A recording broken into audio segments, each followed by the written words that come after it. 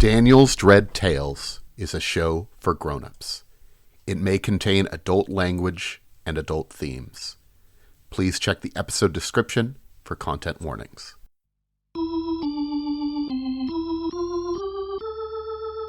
Last time on Eternal Lies, our intrepid investigators were hired by the mysterious Janet Winston-Rogers to dig up the truth about her deceased father. They scoured sanitariums and defiled graves to discover proof of the horrible cult that conducted a ritual in Los Angeles nearly a decade ago. But before they could follow that lead, they ended up in a scrape with no clean way out, and things went explosive. The die is cast, the pact is sealed, may God have mercy on our souls. It's Daniel's Dread Tales.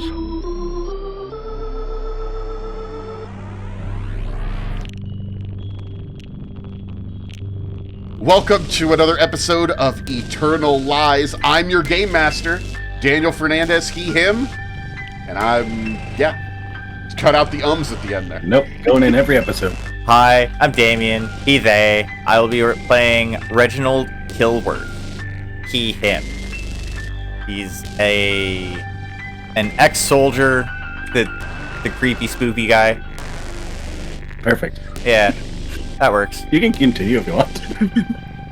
Yes, tell me about this spooky. Hi everybody, I'm Nathan, regular around these parts, and I am playing the character of J.B. Falk, a writer who, as an artist in a Lovecraft-related thing, I give him 3 episodes. That statement's gonna get a lot funnier every time this opening plays. Or it might only play twice, who knows? I'm Russell, they, them, and I'll be playing Collin, Kane, Private Eye. I'm Renee, she, they, and I will be playing Dr. K. Morgan, she, her. We join our investigators at an airport, the Savannah Airport, in a hangar right outside the main strip where the commercial flights are flying in. And you see that your benefactor, Miss Winston-Rogers, has set up her own little study in this airport as well. Weirdly, it seems like she likes going into places and bringing all of her books with her. She has brought the 3 of our investigators to this airport hangar after she has bailed you out of jail. She offers you to take a seat, and you notice that there is already another woman standing there. What does K. Morgan look like? What do they see when they see Dr. Morgan? They see a small, barely 5 foot in high heels, kind of spindly looking woman, mousy brown hair, cut chin length, sort of bird-like face, green eyes. She is dressed in trousers and nothing else. No. She wears trousers, which this day and age that we live in means there's something weird about her. Well, gentlemen, I got your one phone call. I hope that you could tell me you've been successful in what you've found so far. Your description... Well, who do we think called her when you guys were in jail? Who do you think called her? Reginald would have tried to push it off onto Collin. Oh, there you go. And Collin, did you push it off to JB, or did you do it? I think I tried half-heartedly. Mr. Kane, you said something about getting into a scuffle with some locals, and also something about horrible drawings and a book that exploded. Well, yeah, there was this Douglas Henslow feller had a book with some disturbing stuff in it. Reg would know more. Yes. It was a handwritten book regarding their experiences in California. Unfortunately, when the police had intervened at the hotel, after they took possession of said notebook, it, for lack of a better word, detonated. She furrows her brow a little bit and puts a finger to her nose. So you're telling me you found a book, but you don't have it? Well, it got a little bit exploded at the end there. On the plus side, nobody else has it either. And then again, in Midas, clearly people were looking for this. Yes. The fact that people are coming after you is interesting. I'll be discussing with the police here, trying to figure out who these people are. It seems like there are not locals. They came in from out of the country, so we'll figure out what's going on with that. But was there anything else that you were able to find? Was there anything left after your explosion of a book? Well, it seems that there's a safe deposit box in Southern California. Oh. Well, that is a promising lead. And you said something happened in Los Angeles. On the phone, you said, what happened in the 20s? 1924? Well, it seems that there was some sort of gang dealing in drugs that they had crossed paths with. A drug thing. Based on what we've been able to put together, there may have been cult ties with that gang as well. It doesn't look like he was a part of the gang. More like he was investigating them. Well, this gang that you speak of, this cult, whatever happened ruined my father's life. I still want to know what happened. But you mentioned cults on the phone. I took the liberty of reaching out an associate of mine. This is Dr. Morgan. Gentlemen, I just sort of nod. She is a anthropologist, a professor at a university in Canada. What was the name of it? McGill. McGill, Yes. She is a tenured professor, so she treat her with some respect. But also that means that she could get away from teaching, I believe. She will be joining you on your investigation. That does mean that we will discuss you will still be receiving the amount of money that we discussed. She will just be receiving that money as well. You won't be breaking it 3 ways. You'll all still be making the versus 4 ways. I'm sorry. I'm just so... My father It's all right. was fighting a drug gang? A And drug insane. cult. Yes. Havaria. I'm sorry, what? I believe they were called Havaria. Havaria. Havaria. Havaria or Cavaria, I don't really remember from the episode. Would I know anything about a cult with that name? You would not know anything about a cult with that name. The name, by the way, was Ikavaria, and that seemed to be the guy who was in charge of the cult. Gotcha. That's not the name of the thing that they were worshipping or whatever. That was. Can you tell we did this a year ago? Ikavaria. I don't believe I've heard of a cult with that name. Well, I will continue to pay for your expenses. Please try not to bankrupt me, and do your best not to get tossed in prison. I know it wasn't really your fault this time, but let's not make it a habit, okay? Of course, ma'am. Of course. I will, if you don't mind, see if I could figure out anything about these men that attacked you. But I want you to be on your way to follow this safety deposit box key that you found. Mr. Kearns will fly you to Los Angeles. Very well. L.A. And she asks if you could write up what you found. We don't need to do that whole thing, but who do we think writes up, like, case notes to give to her? Because she wants a description of what you found so far. Oh, that feels like I mean, I suppose. job. Oh. I mean, we have a writer is the thing. Yeah, I was about to say, that feels like the writer's job.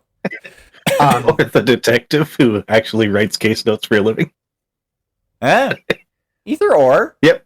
Yeah. I'll take either one, I don't care. But what if or maybe you split up the job. But No. we We both do it, and we get weirdly competitive about it. There you go. Okay. Why does yours sound so much please- better than mine?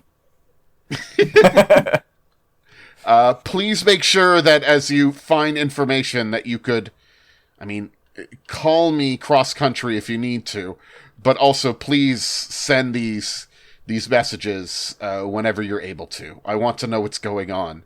I hope you don't feel that I'm trying to spy on you, but I do want to make sure that my money is being spent wisely. Of course, you're the client, Miss Winston-Rogers. Madam, how concerned are you in terms of security? Oh, I'll be fine. I can take care of myself, and I can have private security guard come with me. I'm not too concerned. Sorry, that's not quite what I meant. I meant the information we are supposed to be sending you is probably going to be quite sensitive.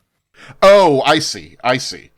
Yes, please make sure that it is sent directly to me. If you could actually send it... do any of you know about...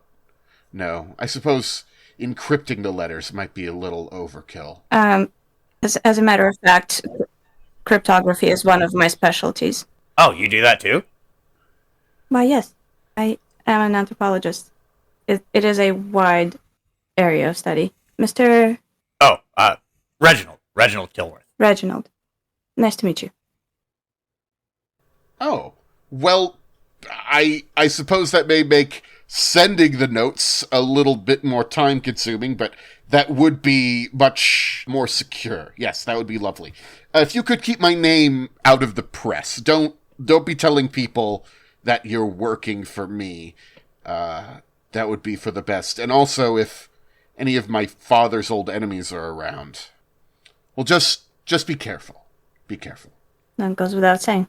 And I think with that, unless there's anything else we want to do here in this conversation, I want to hurry us to new places. So, Kearns welcomes you on to the cool airplane that you guys got. He said, I didn't think you guys were going to end up in prison, but let's get you out of here. You take your flight to Los Angeles. You do have to stop a couple of times to refuel, but after about 3 days of flying, you make it to the airport. Is there anything that you guys want to do on your flight or on your stops? I want each of you to tell me what's at least one thing your character gets up to during the journey across the country. I know for at least a little bit, I know it's only going to take a few moments, but Reginald is definitely going to sit with his symbol and try and center himself as much as possible on the way back. Oh, his symbol. What is his symbol? We didn't have symbols in our first game, so if you could say what your symbol is. A 2-inch diameter silver coin with a picture of a badger on it. As far as the rules for symbol, essentially once per session, you can use it to refresh and spend a few minutes to refresh one stability. If you lose it, you lose 1 rating point of stability at the end of an investigation. And if it's proven valueless, you lose 3 immediately. I will say, however, while that is true, that is something that you would do sort of between, while you are on the case. In the few days that you are flying to Los Angeles, all of you are going to be able to recover your stability up to full. Okay. Yes. Other than that, probably reading through the book that I pilfered from the manor, the reprint of the communion rites of Victorian death cults. I'm assuming our skills are back to full as well. Yeah, I'll give you a full refresh on everything. I will also say this. Unfortunately, this book is for dabblers in the occult. Oh, There's not much to this. I mean, there's some hints at stuff, but this is more something that you get when you want to, impress your normie friends. It's not something that's going to truly get you into deep, horrible secrets of the world or anything. Oh, no. It's basically just some light reading to pass the time. Gotcha. Okay. You are reading about those Victorian death cults. Yeah, it's just, some light reading to pass the time. It's like, oh yeah, I know this. All right. Death cults. The best kind of cult. Exactly. What other things are we going to be doing?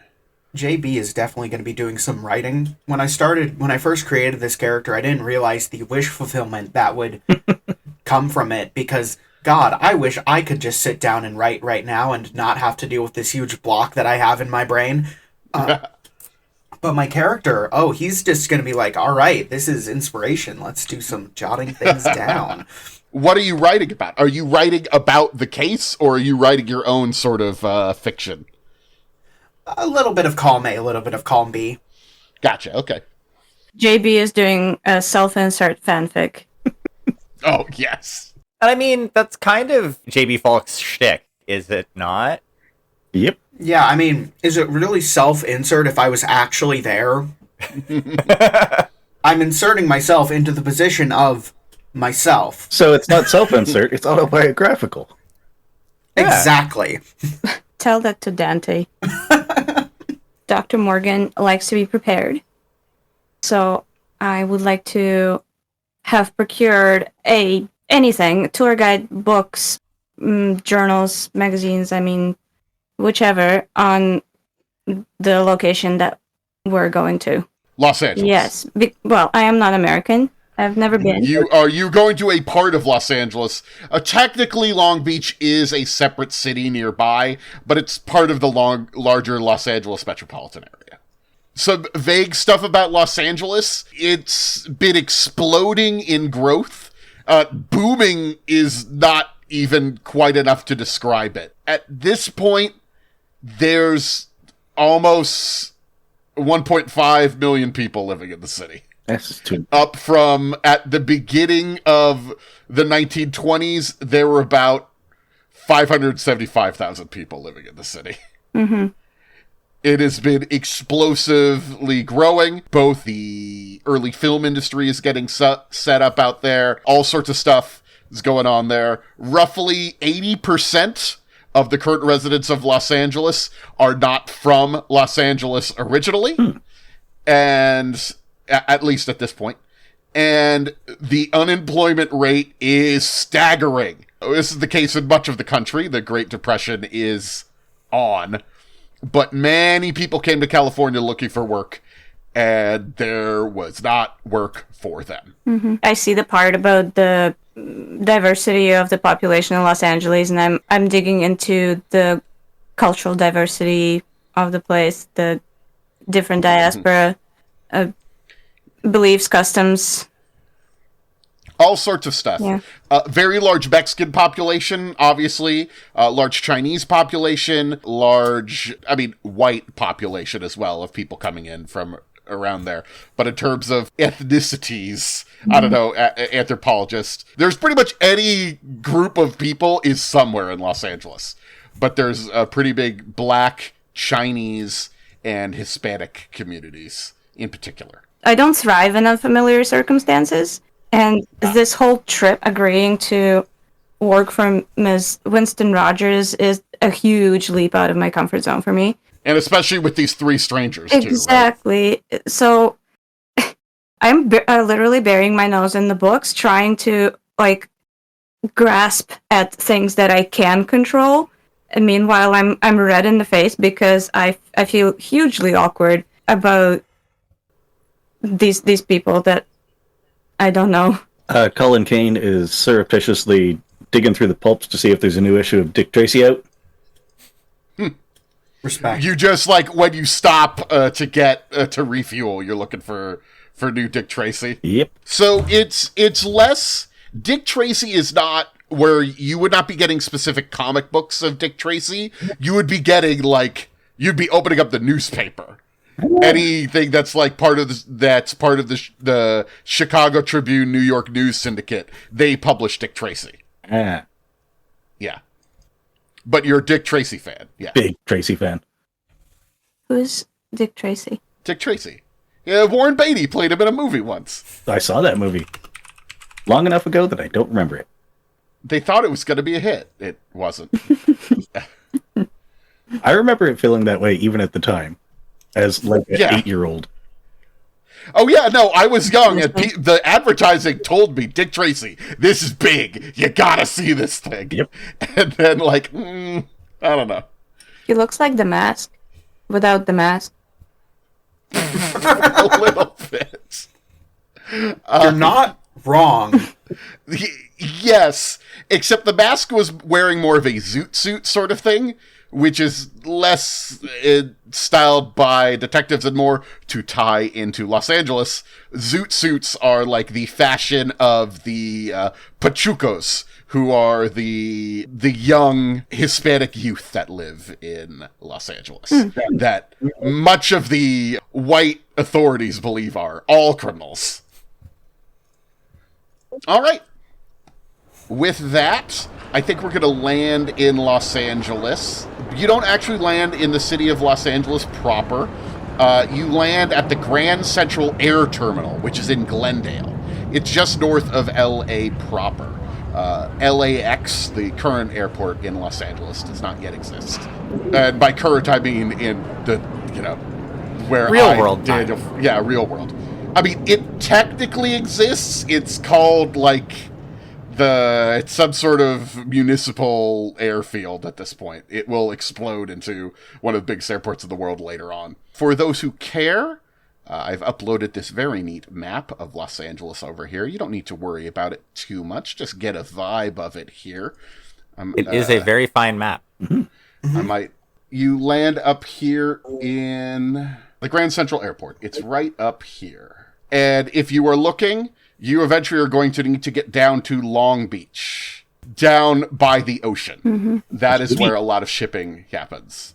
So you land in the city. As you're flying in, it is very odd to see this city popping out of the desert. The airport itself has sort of an Art Deco sort of thing going on. As you land, Kern says, "I'll figure out the hangar arrangements. Don't you guys worry about that." Doing a bang-up job there, Karen. You got it. All right. And I'll get a place right near the airport. I don't really want to be going into the city and all that stuff. Here, this is where I was planning on going. He gives you some information about the hotel he's going to be in. Just give me a call when you're ready to fly out. But I'm going to just if you need anything, but I'm mostly just a pilot. Understood. Yeah. I guess I can handle, sending the messages to Miss Winston-Rogers if you need it. I think we will be fine on our own. All right. I guess you could handle your own stuff. You guys are the experts. I just fly the plane. You are now in Los Angeles. Woo! What do you do? We should probably get a car. Yeah, that makes sense. Yeah. Anybody know where we're going? Hell of a place for a city. I've never been here myself. Well, according to this pamphlet that I have, we are going from up here to down here, to Long Beach. All right. Well, it looks like a pretty straight shot. All right. Driving to Long Beach from Glendale is going to take most of the day. Yeah, that makes sense. And also, you don't know exactly where in Long Beach you need to go. You could drive to Long Beach, and then you will just need to start looking around to see if you could find the bank that you need to find in Long Beach. You also will, I'll just let you know, it's going to take more than one day to track down all the leads here in Los Angeles, so you're going to need to get a hotel. Yeah, that makes sense. Good thing there's the Long Beach Breakers Hotel. Oh, you could stay in Long Beach if you would like. It is a little far away from the other stuff, though it is near where the bank is. So yeah, you could go to the Long Beach Breakers Hotel. A room with a nice view? Yes, please. Expensive. It is a luxury hotel.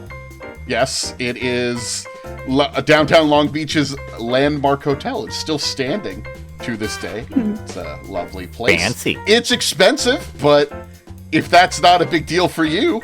I mean, it's not a big deal for Dr. Morgan. More than credit rating 4 expensive? Credit rating 4 is about where it needs to be. Okay, so Reginald wouldn't have much of an issue.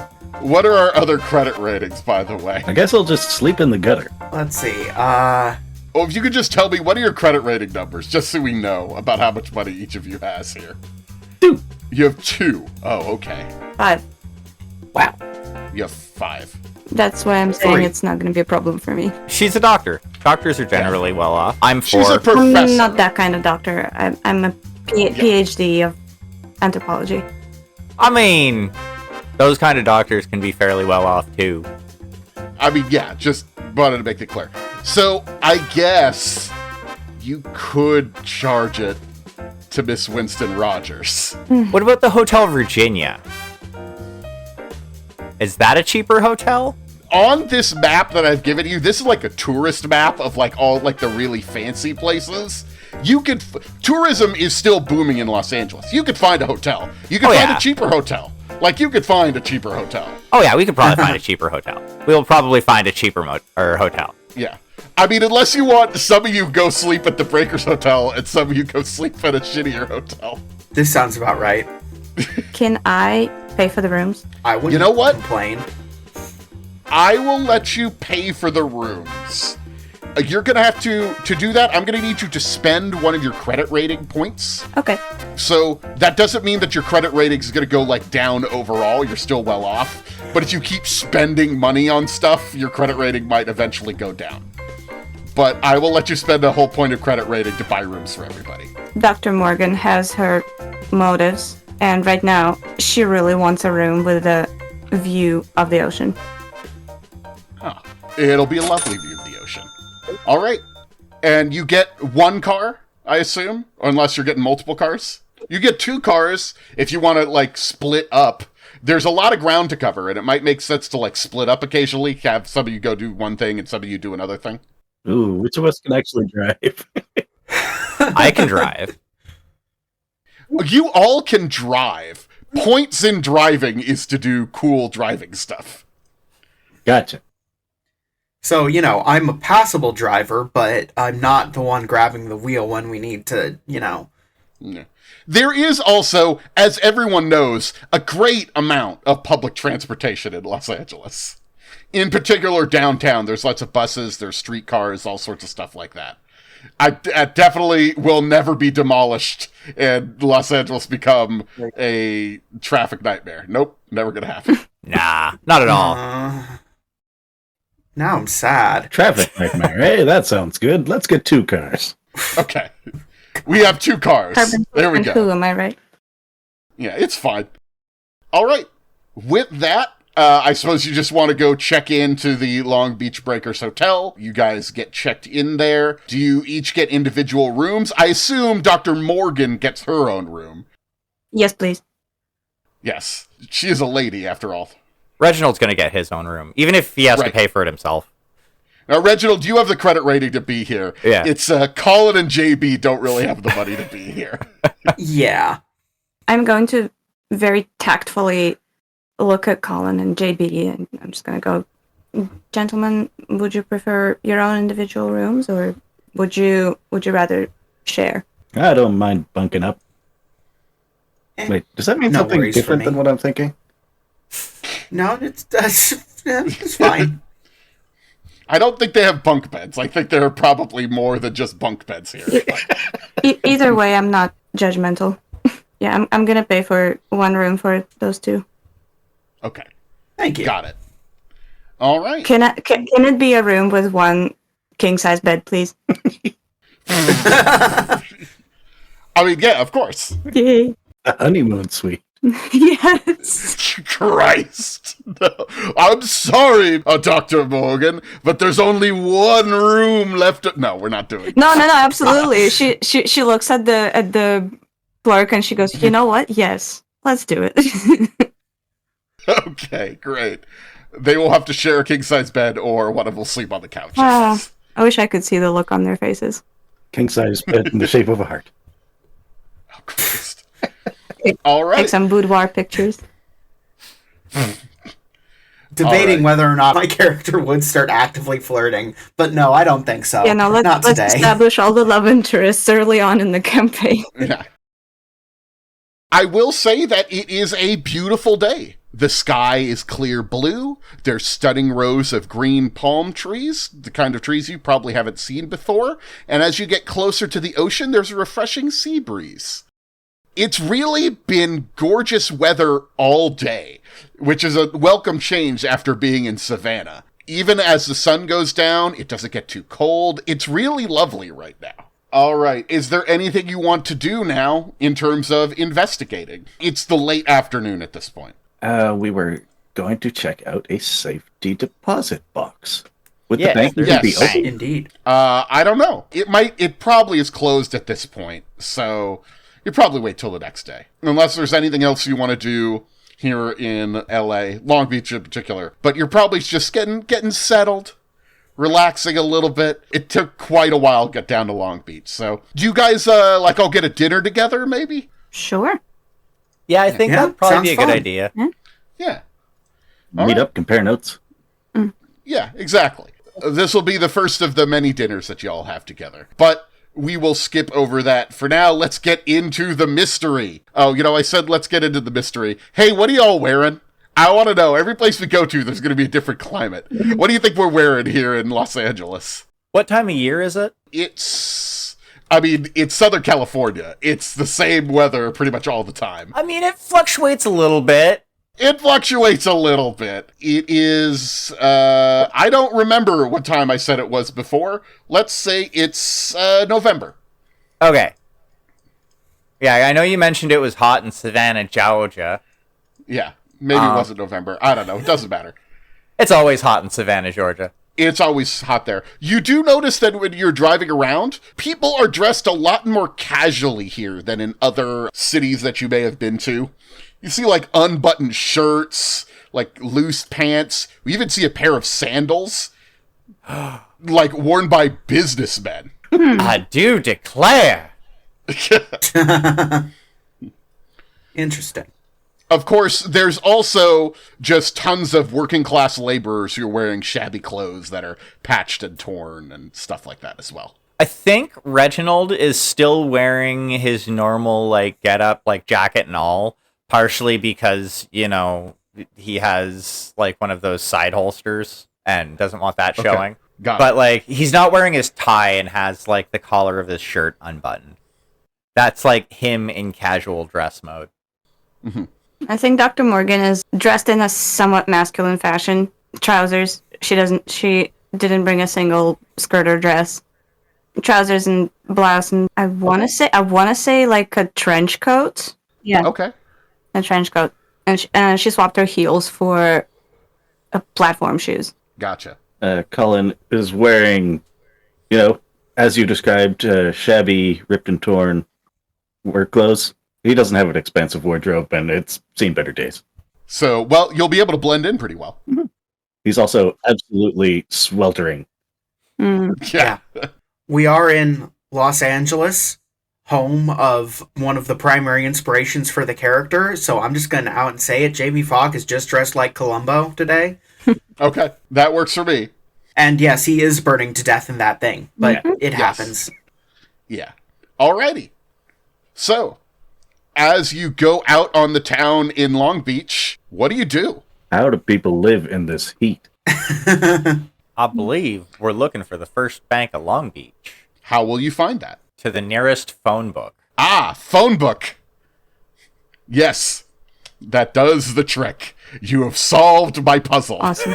Yay! Woo! Just basically following the detective around. Yeah. You are able to follow the phone book, list an address for the bank. You head over to the first bank of Long Beach, and you see that it is very clearly no longer open.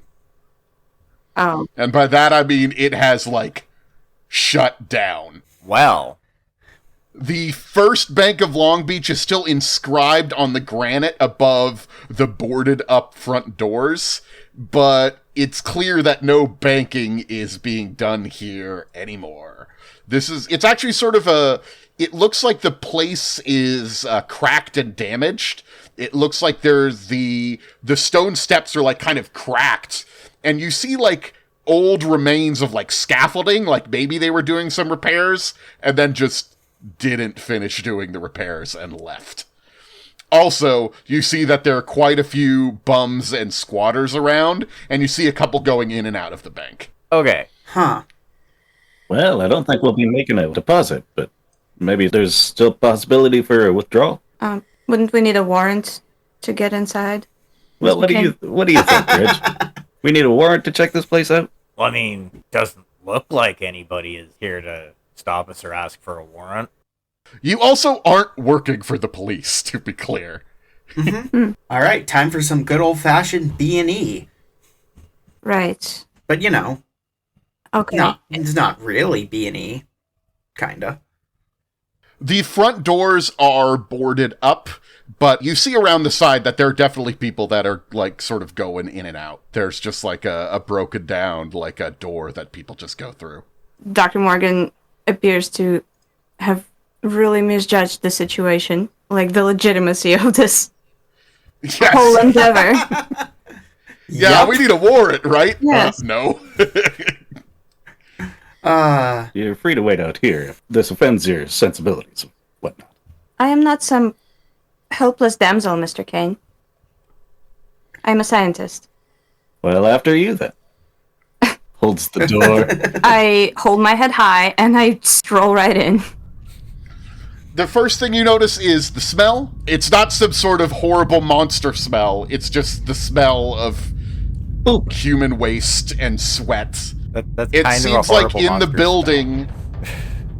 I'm sorry, what was that? smell. That's kind of a horrible monster smell when it's It built is, up yes, like that. but it's not... Yeah. You see that there's maybe 24 or so people living inside here. Some of them have, you got a classic fire over a barrel where somebody's cooking something.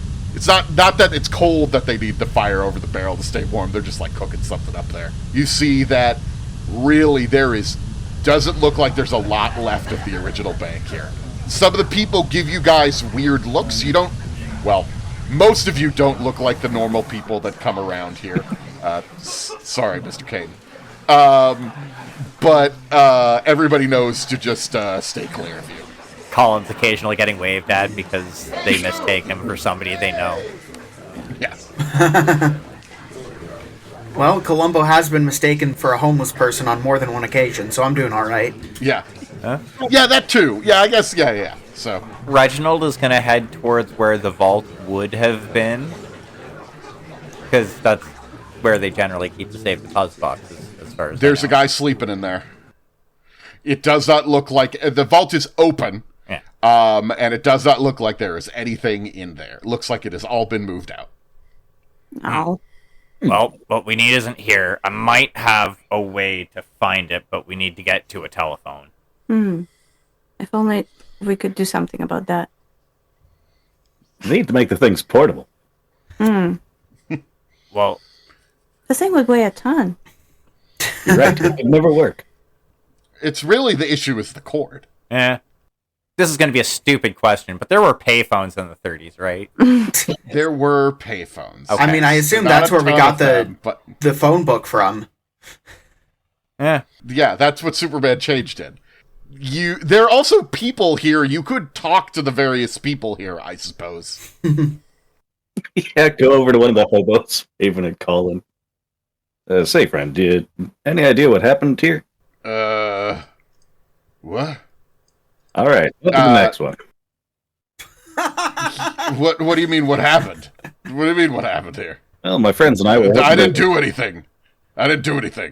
My friends and I were hoping to make a withdrawal today, but it turns out that operating hours are somewhat done with. Are you kidding? Is this some kind of joke? I need you to use one of your interpersonal skills. Which one of your interpersonal skills are you going to use on this gentleman? You're not a cop, are you? First thing I see is accounting. Yeah, that'll do it. No, not accounting. Streetwise. Looking for something new to distract you during the inferior holidays between now and Halloween? Look no further than Black Plague, a new Delta Green podcast following a gang of varied experts investigating some mysterious disappearances and an even more mysterious sickness in Alaska in the distant year of 2024. You want bespoke music? They've got you covered. You want consistent sound quality? They've got that too, also out. As an added bonus, it's new enough you can start listening and be in the circle of death faster than you can train a horse to speak. I don't know why I used that example. Don't worry about it. It still works. Check them out wherever you get podcasts. Hey there, listener. Did you know that just for the price of a cup of coffee, you could send us that money instead and we could have a cup of coffee? It's true! Daniel's Dread Tales is a free podcast kept afloat by your generous donations, of which we have not currently received any, but that's because we haven't asked, maybe? So that's why we're asking. Please? You can find the donate link in our link tree. Thanks.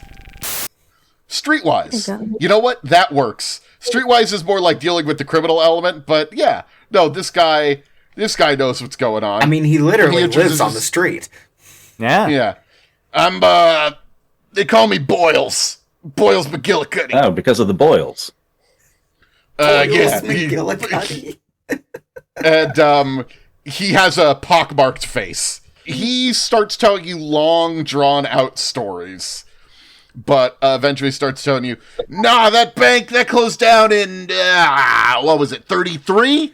After the earthquake? Yeah, Long Beach earthquake wrecked the place. Whole place wasn't earthquake-proof. And that's no good.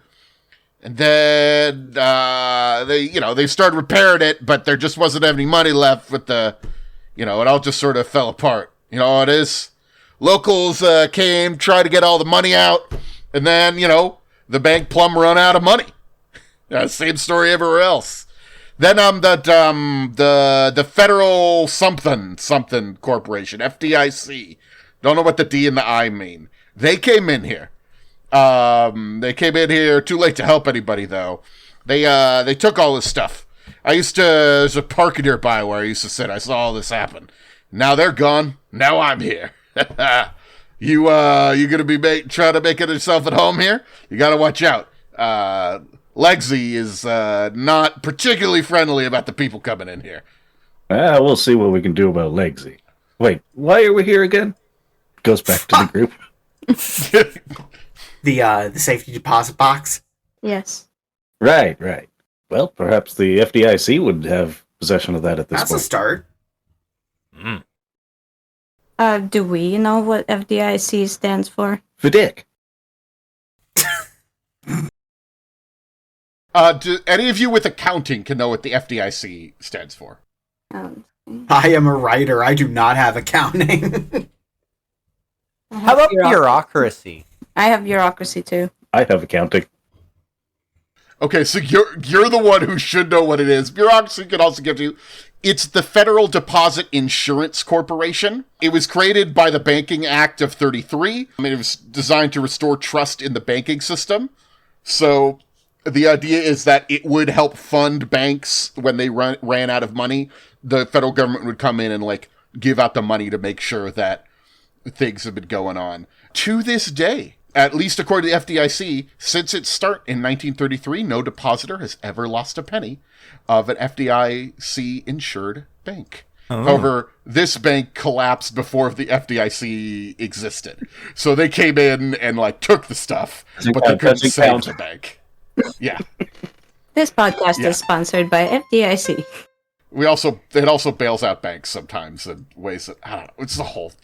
we're not getting into all of the American banking system. Yeah, this is the wrong podcast for that. Yeah. These dickheads have something that we need. All right. How do you want to follow this up? I know Reginald said he had another thing you wanted to do. Anybody else do you want to talk to any more people in the bank, or are we ready to move on, do we think? I was thinking of going at it with the bureaucracy angle, but if accounting would help better dealing with the FDIC, I think this is a Collin Kane time to shine. I've got some flattery, if needed. Just gonna talk to all the hobos. I'm a writer. I'm useless. Also, my character can't help here. Yeah. What were you saying, Dr. Morgan? I don't know. Should somebody maybe spend a point of evidence collection? I have some evidence collection to spend. You don't need to spend a point. You could just use your evidence collection to look around, and I'm just going to tell you, no evidence to be found. It's all gone. Can I just out of scientific interest, what's the demographic here? It's mostly white. Okay. All right. Just out of passing interest. Yeah, of course. All right. So, where to now, gang? Back to a phone booth, or what are we doing? We could split up. To what end, Miss Morgan? Well, it does sound like Mr. Reginald has a plan. So two of us could go talk to the FDIC, and Mr. Reginald and the companion could do the other thing. I will say, just to give you a couple of other things you could do, Los Angeles has a pretty sizable central library in the city proper. There's also the University of California, now called UCLA, which is a pretty sizable university. I don't know if there's anything in particular you would be looking for. You can also try to talk to the police, see if they have any evidence of whatever happened back in the day. There might be police records of that or something. These are some things to think about. Might also be worth checking out the records from the library and such, because library use, that's a thing that I can do. Yes. The writer's like, wait, books is an option? I can help. There you go. I can books. I'm so good at booksing, guys. Collin should probably go talk to the police, right? No? I was thinking the same. Yeah. And I could pay the FDIC a visit. I can try to handle this from a bureaucratic angle. Then I'll see what I can find at local archives. Okay, so we're all splitting up. Everybody's doing their own thing then. It's more efficient. We're gonna get killed, aren't we? You sound just... Well, no, I'm just saying you have 2 cars. I guess you could drop somebody off there. Yeah. That's all I was saying, yeah. Besides, like you said, this is LA before the traffic Mageddon. There is a robust public transport system. Unfortunately, you do have to drive from Long Beach to LA proper to really access that public transit. How about this? For example, Collin and I can take one car. First we go to the police, Collin talks to them, then we go to the FDIC, I talk to them. And you guys can do the same. None of us have had breakfast yet. Oh, you haven't eaten? I thought maybe you would have had breakfast already. No, I'm starving. You haven't I'm a had- writer. Food is in the dead of night when I'm so hungry I can feel my stomach. That hobo barbecue got me hungry. Yeah, this kind of predates drive. Well, so here's what's happening. Probably this conversation we're having right now, you're having it over breakfast. Yeah. There you go. Oh yeah, You that have it makes go sense. as you're making your plans for the day. In terms of looking up stuff, you know where, like, the LA Central Police is, the Los Angeles Times, the Central Library, all those things are there. In terms of FDIC is in the Los Angeles Federal Building. You also see listed that there is an FDIC warehouse in Long Beach. Okay. But we wouldn't have anybody to talk to at the warehouse, right? We would still have to go to the... But on the other hand, if they've got what we're looking for, it's probably in the warehouse, and maybe we can skip the chit-chat. Collin and I can go to the warehouse. Yes. I would rather not. I would say the only thing is the library is going to be near the federal building if you want to do that. Or what we could do is have one person go to the warehouse. Most of what you guys are doing is going to be in the city proper, except for that warehouse, which is still down in Long Beach. Okay, who's going to the city? Well, library's in the city, so I'm going to the city, right? Mm-hmm. I suppose I should join you in the library. I have a little bit of experience with books. And Reg and I will go be some upstanding citizens. Oh, no. Got it. Understood. Okay. Maybe this is a bad idea. Oh well, we're committed to it. Okay, great. Well, let's go to the Los Angeles Public Library. Hell yeah. It's a lovely place. There's also some talk that the pyramid and the structure on the top of it has occult significance, but that's not really the thing that we're talking about right now. You start getting into the stacks, and you have library use. I believe you both have library use, yes? Yes. Okay. Tell me what you're looking for. Each of you tell me what is a thing you are looking to get information on. Well, I think a good place to start as any would be, let's see what I can dig up about, oh god, what was the guy's name? Ikaveria? Him, and maybe like cult and drug activity if I can't get anything about the man himself. Okay, got it. I'm just gonna tell you, Acavaria, relatively common Hispanic last name. Shit. When you start doing that a little bit, maybe you haven't dealt with too many Mexican folks before, as you start realizing, like, oh shit, that's not getting me anywhere. That's looking for a Smith. You know what I mean? Like, yeah. That's yeah. Not quite a Smith, but it's still it's not gonna do you any good there. Do you have a first But name by any chance? No. Yeah, and no. All we had was the last name. I'm asking this sort of looking over JB's shoulder as I'm looking at maybe newspapers. Yeah, there are newspapers. They got a newspaper archive here. Yes, I'm looking at the newspaper archive in relation to... What was the name of the bank again? The name of the bank? Yeah. I'm looking up First Bank of Long Beach in the newspaper archives and what happened to it. Like how it was covered in the news. Okay. And is there a newspaper story you might want to be looking for? All that shit about cults and drugs was bound to end up in some newspaper. Okay, got it. All right. So we've got Falk's looking into into any sort of criminal activity, specifically a cult, and Morgan's looking into the bank. You're going to be digging through the newspapers. Meanwhile, you guys pull up on a relatively nondescript looking warehouse. It's surrounded by a fence that's made of boards on two sides and chain linked on the other two sides. None of it's topped with barbed wire or anything, but, you're not going to be able to just walk right in. And there is a way inside. And as you're looking at it, you're realizing that this is not just an FDIC warehouse. It's a overall federal warehouse. And it is in a warehouse district. There are a bunch of different warehouses here. It's by the port, so sometimes stuff gets stored down here. As you're looking around, you do see that there is a security guard sitting at the front, sort of reading the newspaper. Well, Ridge, what do you think? How do we approach this? And it looks, as far as we can see, there's only one security guard. In the front, yes. The actual warehouse itself that you would need to go into, there might be other people inside there. But from the outside, you just see the one security guard. Well, we need to get in, and we need to get his eyes off of us while we do it. So you said that this building has a fence around it, correct?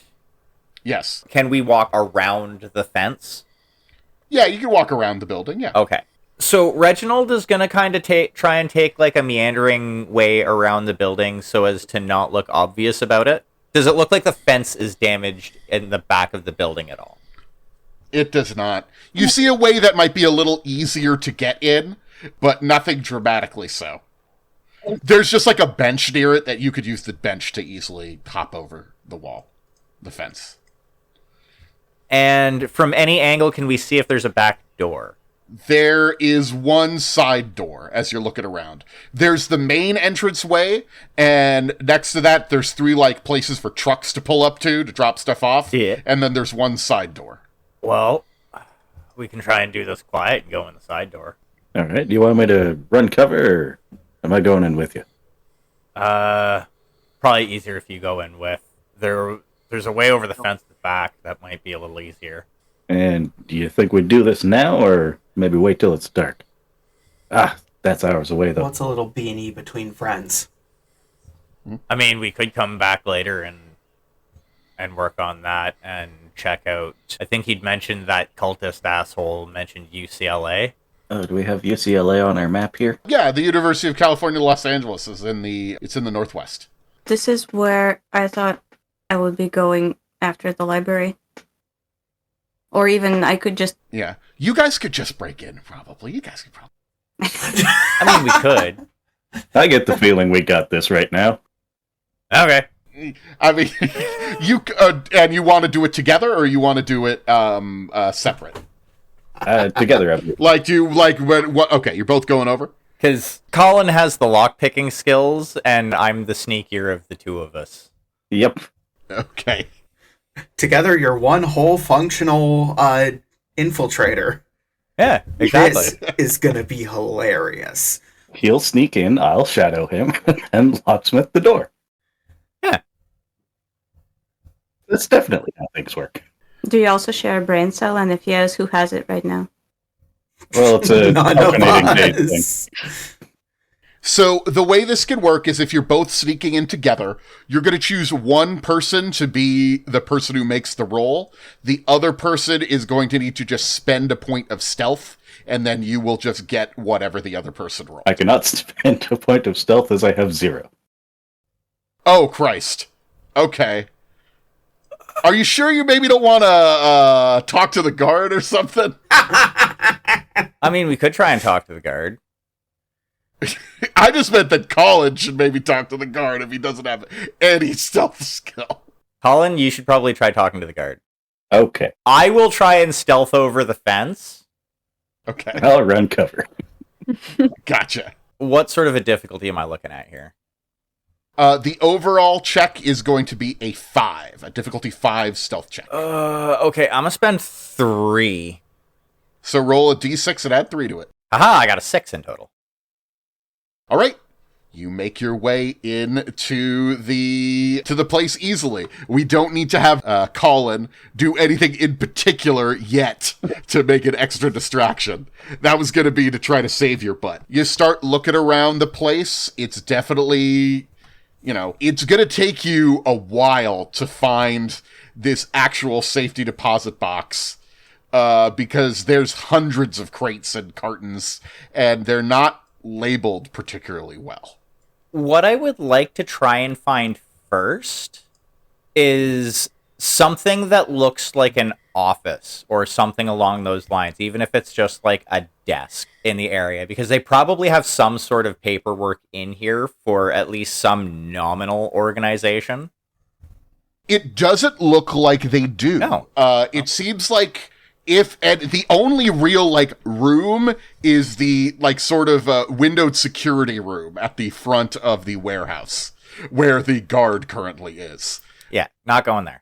Do you have bureaucracy? I forget if your character has bureaucracy. I do have bureaucracy. You would know that they would probably you would come in with a slip that says go here to get this. You would get it and then you would leave. Okay. I'm going to start then just looking around for anything that, as quietly as possible, obviously, anything that mentions the first bank of Long Beach. Yes. All right. You're going to spend some time looking around. You do see that there are a pair of guys that are working here as well, that are just kind of moving things around occasionally, but mostly sitting around, just hanging out. You can either roll me another stealth test, but before we do that, maybe we could keep you from having to roll a stealth check, because we might be able to have a good distraction up front. Perfect. All right. Collin. Yeah, so they called the guy Legsy. Apparently he's real trouble for him. Okay, got it. You've just been blathering the whole time. Okay. If you spend one of your interpersonal points, if you spend a one that makes sense, I will say that you have this guy's attention. Oral history.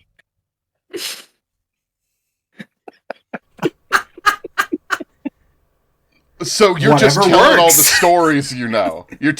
That's just telling stories. Oral history is telling stories of things you've heard and also collecting stories. Yep. But sure, That is I'll let you exactly do what I'm that. doing. Yeah. Okay. Spend a point of oral history then. Telling them the plight of the bank hobos and the tyrant Legsy. I mean, that makes sense. I could see how you get into that conversation. Because this is an FDIC warehouse, that's sort of going on. Yeah, I think this guy's going to be pretty distracted from what's going on. I'm still going to need one more stealth roll from you, Reginald, but it's going to be a difficulty of 2. Oh, okay. So I am not going to spend. Haha! I rolled a natural 6. Okay, It's the best kind. great. Yes. It takes you about half an hour as you're going through all of this stuff, but you eventually find the security deposit box from the bank. It is, as you are looking at it, however, you're realizing there are 2 keys on it. There are 2 keyholes. How heavy is this thing? You could carry it. Okay, so if I pick it up lightly, not fully, and kind of tilt it, does it feel like stuff is moving around inside? Yes, there's something inside. Yeah. The whole thing is about 10 by 10 inches. It's not gigantic. Okay, that's small enough. Yeah, fucking, I'm just gonna take the whole thing. It's just gonna... Now you are absolutely committing a crime. Well, I only have the one key. The person who can open the other lock is currently outside. Yeah. As you're looking at it, you're like, yeah, a lot of safety deposit box, you need the key, and also the banker has their own key to... Yeah. Okay. You make it out with the safety deposit box. Yeah, I really feel for Boyles McGillicuddy and the others, but they say there's just nothing to be done about it. Yeah, no, that is how it goes. It's tough times everywhere. Tough times everywhere. Yeah, well, I don't know. I like this new deal they're talking about. I wouldn't know anything about that. Anyway, okay.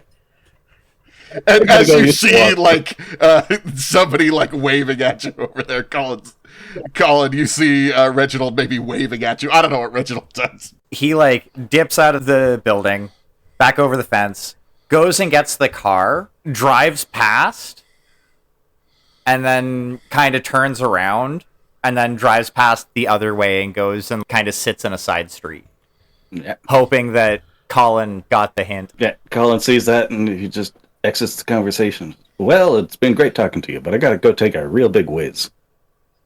Oh, okay. Well, nice talking to you, buddy. What's your name? I don't remember. Goodbye. Weirdest fella. All right. You have this safety deposit box. Before we get to that, back to the library. Woo! Hey, the bank? It closed down when there was an earthquake. That's about it. Nothing too much to it. That's it. Yeah. Sorry, Kay. Not too much that you could get from there. JB, in terms of looking at, like, occult things or whatever, honestly, you're not seeing anything in the papers, at least recently, about it. There's nothing too much about that. There's some stuff about, like, drugs, but the only drugs that you're really seeing, you know, like, typical stuff like, you know, morphine and stuff like that, heroin, typical sort of street drugs. As you're looking at it more and more, heck, I'll give this to you. As you're looking for occult stuff and drugs, you do stumble across a little information about what might have been the thing that happened.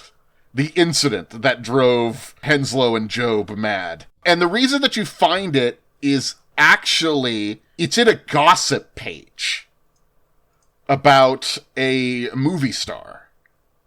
Oh. And there should be something that says obituary tabloid. JB, do you want to read it? Movie star buys the farm. Was sure to remember move star Richard Spend from monster movies like The Vampire Mystery and Black as Night. Pictured below. Well, he scared his last kitty because he was stabbed to death at a crazy masquerade party last night. Don't read any further unless you've got a cast iron stomach. Who writes articles like this? This is in a tabloid that you found. Okay, that explains it. Yeah. Reliable sources tell your humble reporter that his body was found at a farm out in the North Country. Apparently, it was a real bloodbath where more than a dozen people bought the farm. No other victims have been named, and the police don't have clue number one about who might have gone on this depraved rampage. Half the corpses were dressed up in robes and masks. It could have been anybody. Spend's been seen at crazy parties before, most recently in the company of his lithe and lithesome co-star, Olivia Clarendon. Did he get involved with the wrong married woman? Stumble into some kind of drug war? Who was Richard Spend anyway? August 14th, 1924. Exactly when you heard that whatever went down, went down. And I'm going to say, just because I feel nice for you, you did find this here, which you were looking for things about drugs and bloodbaths. So there's not a ton of information here, but there's a little bit of information. Hey, there's a name. That's more than we had before. There's two names, actually. Olivia Clarendon. Yeah. Richard Spend is someone who apparently died in that big, crazy cult massacre, and Olivia Clarendon was someone who he had been spending quite a lot of time with. The tabloid described her as lithe and lithesome, which has got to be one of the worst things I've ever heard. So Indeed. You know, At least it's not Leith. As you're looking, it makes you realize that you want to look up more about Richard Spend, and you find his official obituary as well. well, let's give this a read as well. Actor Richard Spend, dead at 32. Hollywood, California. Richard Spend, the 32-year-old film star, died in his sleep last night from natural causes. Spend, who shot to prominence in the film version of Zane Grey's The Man in the Forest opposite Clark Gable in 1923, was reportedly discovered in his home by his sister Yolanda Spenzel early this morning. As the Brown-Eyed God, Spend was among the top 20 box office attractions in 1924. News of his death spread quickly around town and chilled a plush Hollywood gathering at the annual Young Actress debut ball. By an ironic touch, Spend had taken out a full-page ad in the ball program. It simply read, "Thanks, Livy," signed Richard Spend, a touching tribute to his co-star Olivia Clarendon from The Black Cat. His death comes as a shock to both fans and to Universal, where he was preparing to appear in Robert Julian's Phantom of the Opera. So that's a markedly different report from the tabloid one. That But- is. There is a name that appears in both. So I'm just gonna let's all make a mental note of Olivia Clarendon. JB and Kay, do you guys think you watch movies? I think I'll catch an occasional late Like night. every once in a while, I guess, if it's like, you know, with friends or whatever, but not Okay. all that often. Okay. The last few years haven't been easy, so I'm trying to live my life to the fullest now. You know, I'm going to say you probably know Olivia Clarendon because she's a big movie star. She wasn't in 1924, but now she is a very big movie star.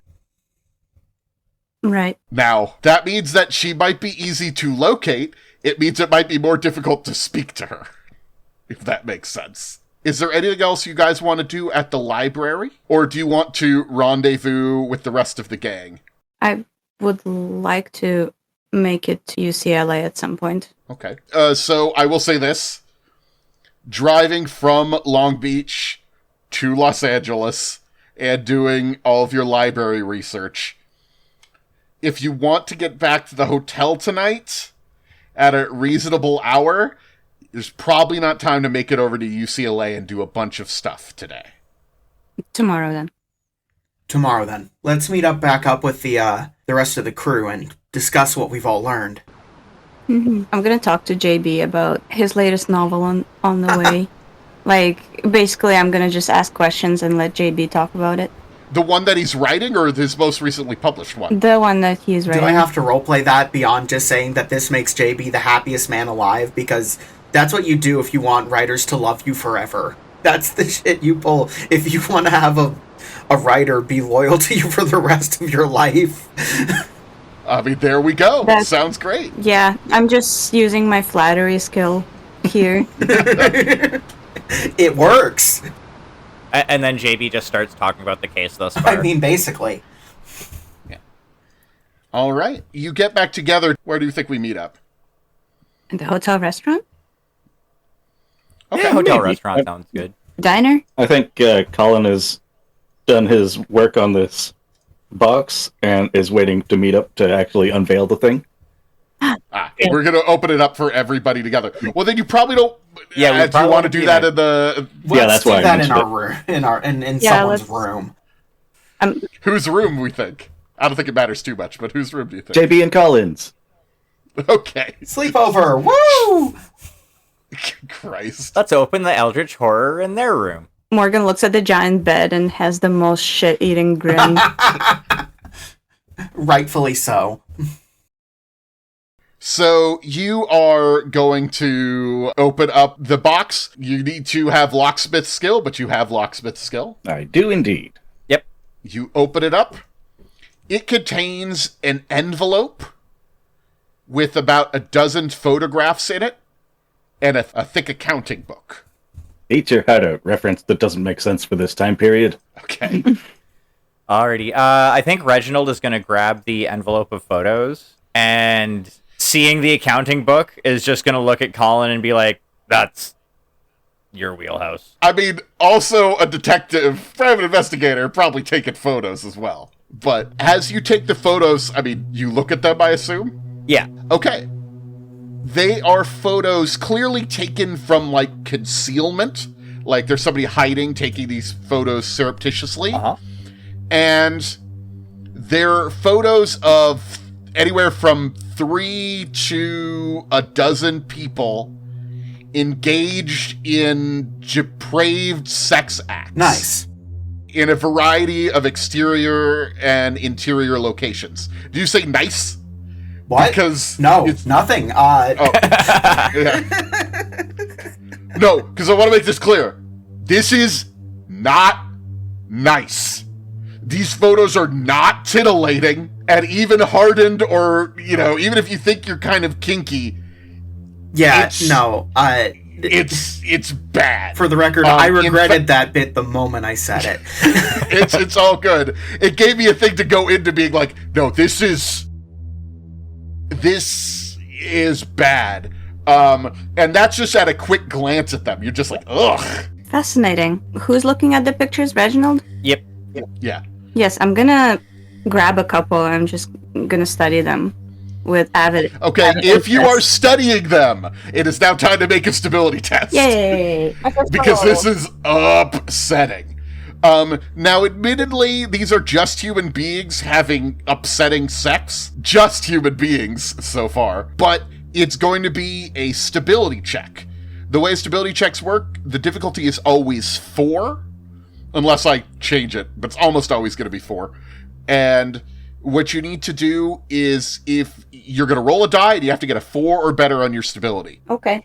to keep your points. If you fail, you will lose 1 point. This is a 1-point stability loss. So you could spend points to try to succeed at the roll, but if you spend 1 point, you're already sort of shooting yourself in the foot. That makes sense. Because, yeah. So it's probably just going to be a straight die roll here. Okay. Don't fuck up. You can do it. Oh no, I fucked up. Okay. You lose 1 point of stability. Alrighty. And as you look at them, it's almost hard to explain why it's so upsetting to you. But there's just something wrong about what's happening here. Yes, there's some BDSM going on. Yes. No, I don't know if that's shocking to you or not. No, but not really Yeah. shocking, because Epicureanism of humanity in general is one of my pillars of sanity. But there's just, I have like scientific interest in these practices. but it's like there's something just kind of off and like degrading, not just to the people who are being degraded sexually, but just like there's something about it. It's almost like their bodies are melding together.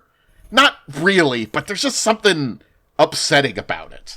I wipe my glasses. So you're going to be looking at the photos closely. Reggie, are you also looking at the photos closely? Yeah, he's probably looking at the photos closely. Okay, I need you to make that stability roll. Yeah, I know. I was debating it. I'm like, but yeah, he would be, because like he kind of knows what this is about.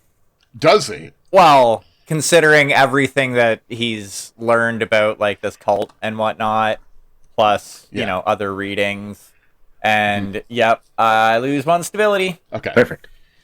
It's fine. All it just right. takes me from 10 to 9. So about half of the photos are taken indoors in one or more like sort of opulent places, costly furnishing, tasteful decoration.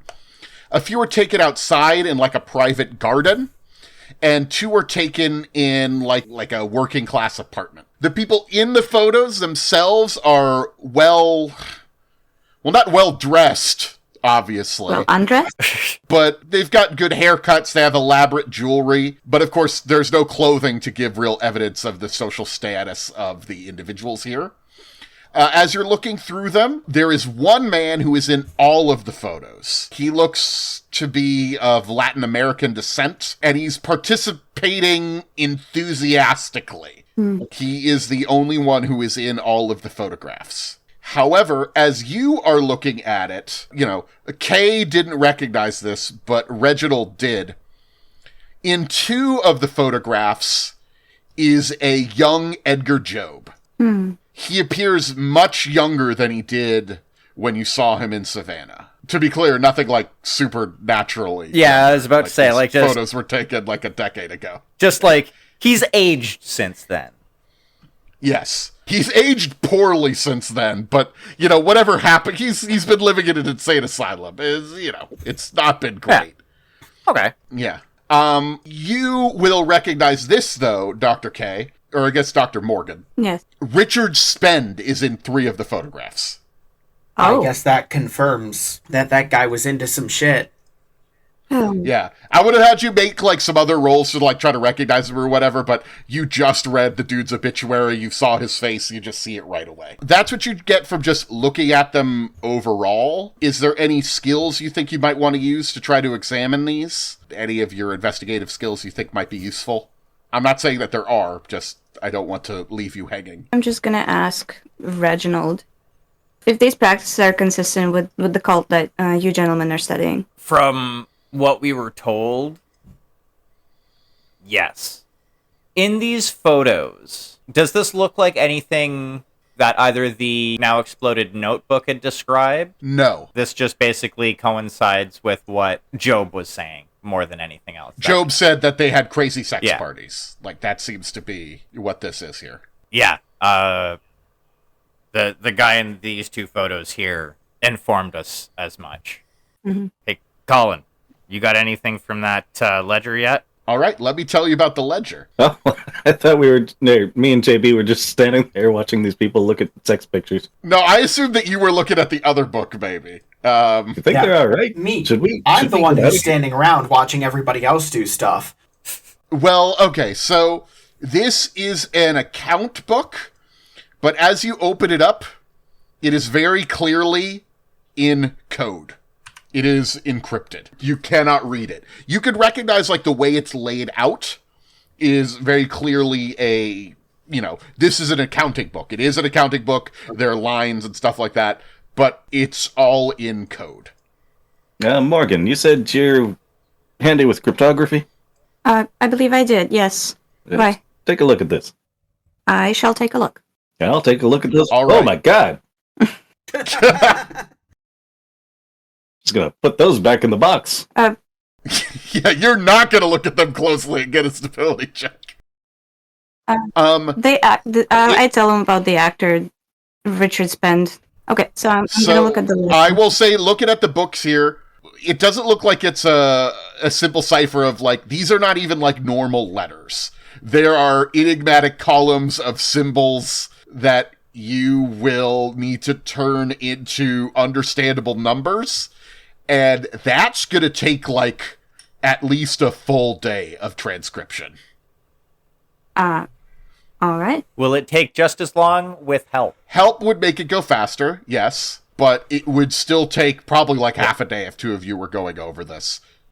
So yeah, Reginald will lend a hand, because Reginald has cryptography as well. Yeah. As you were looking through it, a piece of paper falls out, though. I pick it up. It looks like essentially a postcard. It's not technically a postcard. It's what's called what is it fucking called? Index card? No. Bookmark. Batman? Fuck, what a... Pamphlet. String or nothing. Card? You're making me lose my mind. It takes stability test. It's a buck slip. We don't have buck slips anymore. That's why I couldn't remember what it is. What the hell is a buck slip? It's essentially a flyer. It's like a little small flyer. Oh boy. Where should we stay? Los Angeles. That's what's actually printed on the buck Yes, slip. and then in handwriting it says Echevarria equals black and Buchwald equals town car. There you go. Echevarria was the name of the leader of the cult. Yeah, it was actually. Interesting. Black Town Car. Daniel, dear game master, I have a question. Yes. Mechanically, if I stay up all night working on the transcription, will I be able to function the next day? Do I have to take a penalty to my rolls or anything? You want to stay up all night working on it? Yeah. I think you could do that. I think you might need to make rolls in the future. There might be some stuff that normally you would just be able to do that you're going to be very sleepy doing. But you could spend one night staying up all night trying to decode something. Yeah. I can do that. I just want to, action economy, kind of. Okay. I don't know. Shh. Okay. But the journey's part of the fun. Nah. So I guess Kay's going to be staying up all night. Is there anything else we want to do before we go to bed, gang? And then call our second day, our first full day in LA. I can't think of anything off the top of my head. That sunset just gets more and more beautiful every time I see it. Yeah, I think Reginald will stay up kind of late, but he's not staying up all night. After a while, he's going to be like, fuck that, I'm going to bed. Gotcha. I barely notice. I'm in it. That Got tracks. How about you, Mr. Falk? Nah, I'm good. You're going to bed. Get us some champagne. Oh, you're going to charge it to the fucking room? Yeah, Winston-Rogers is paying for it. Collin does not completely understand the situation. So, Winston-Rogers not paying for it. So, I'm losing nothing. their credit rating because of you. Does not entirely understand the situation. That's nothing new for a Russell character. That's fine. Yes. I guess the real question, are you guys going to sleep in the bed together? Of course.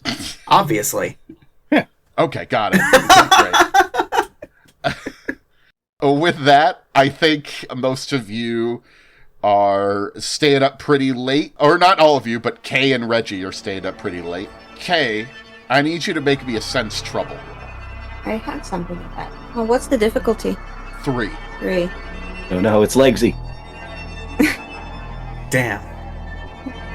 My rolls so far have not been promising, so I'm just gonna spend 1 point. 3. Okay. All right. Because you're in a pretty nice room, there's like a little bit of a balcony is maybe too grand of it saying it. I guess it's a balcony. It's just like a little way. There's just a little bit of space that you can walk out on to look out at the ocean. And you hear something coming from there. What sort of something? A thud. I raise my head. Hello? Nothing. There's something on your porch. My life has taught me not to take chances. So I'm going to take my purse with me and as silently as I can start creeping towards the balcony while at the same time feeling for the gun inside the purse. The gun's not there. I freeze. A pounding is coming on the door. And then on the door of your apartment as well. And in a moment, the doors break open.